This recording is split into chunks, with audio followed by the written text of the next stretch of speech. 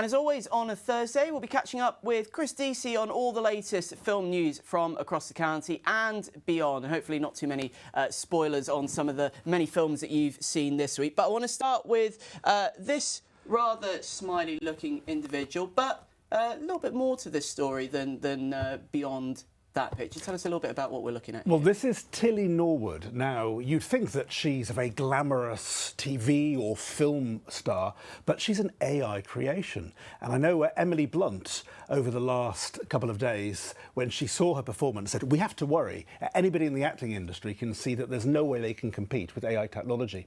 But actually, when you think about it, think of the world of puppeteers, think of cartoon.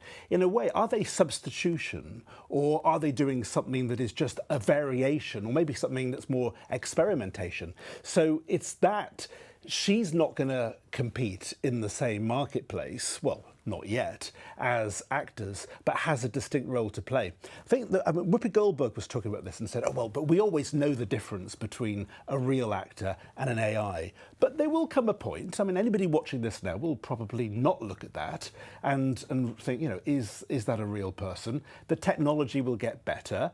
What will happen when actors will be out of a job? Because anybody who notoriously turns up late on the set, well, the AI will be there on time and won't have to be paid millions for the job. And you hear all these stories about particular divas in the industry as well, don't have to deal with that with AI. But let's have viewers have a look for themselves. We have got the video of Tilly Norwood, so let's have a look at that now.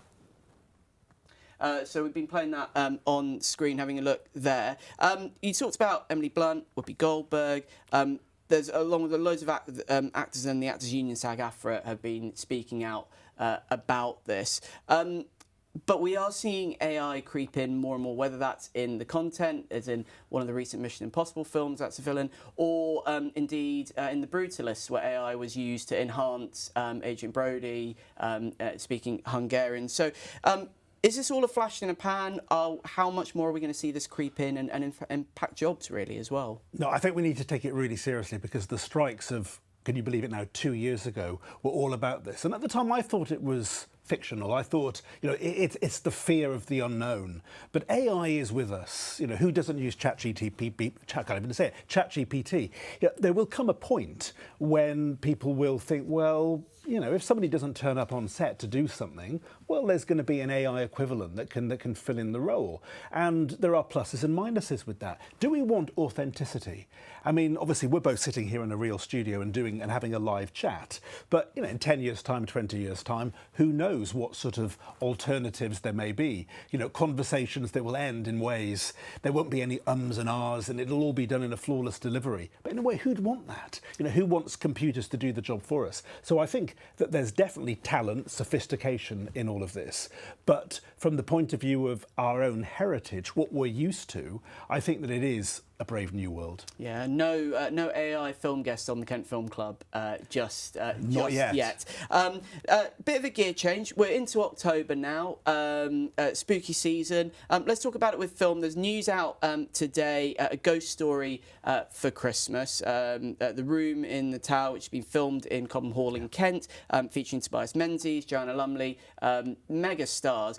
What is it about Kent? Because there's quite a few horror-based or spooky-based films that have been based in the county. What is it about the county that lends itself to that? Well, you're right, because I've often thought, like Dover Castle, for example, what a brilliant location that would be for this kind of, you know, haunted house genre.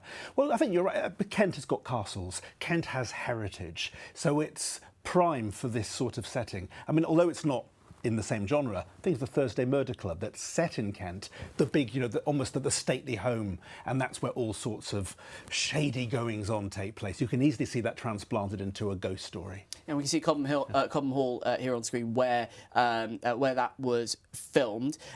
In some lighter news, we saw that a sequel to the Simpsons movie has been announced quite a few years after. But we're seeing this more and more, like sequels coming almost sometimes decades after the Spinal Tap film coming out as well. What is it about us going back to some of this IP? Yeah, well, there's the irony, because it was on the Tracy Ullman show in 1987 that The Simpsons first appeared. It took 20 years for the first movie and now 20 years for the next. It's almost like a Simpsons joke. But you are right, because it's, I remember with the South Park movie as well, there's always that risk that turning a TV programme into a film is going to sabotage the film, the series. People are going to see it in a new way. Does it mean that just because something works on the small screen that people are going to leap to the cinemas to watch it?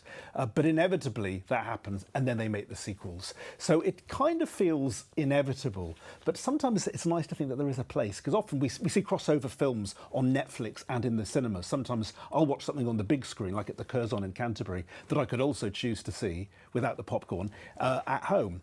But in a way, sometimes it would be nice if we just said, OK, do we need to have a full-length movie of this? It's not as though The Simpsons isn't available in other form. I mean, it's been going for 40 years. And just very quickly, because we're almost at the end of the show, one of the films you've seen this week, The Lost Bus, a few Kent connections there as well. Tell us about those. Oh, Paul Greengrass, Oscar-nominated for United 93 back in 2007. It's a disaster movie, but my word, it's a disaster movie that's like Volcano, it's like Dante's Peak, but it's based on real-life events. And literally the bus driving through hell, and it's like Dantean, and it's a real-life story what happened in Paradise, ironically, very Dantean, in California in 2018.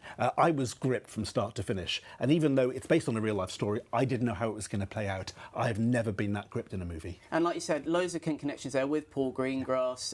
Tell us a little bit about some of those connections very quickly. Well, he lived and studied in Kent for a long while. I remember when he was up for the Oscar, Kent was very much put on the map, and was living in Kent at the time, so that's very exciting. He's not from Kent originally, but there are buildings, I think, in Kent. That's right, Gravesend, the main theatre in the centre of town, named after him.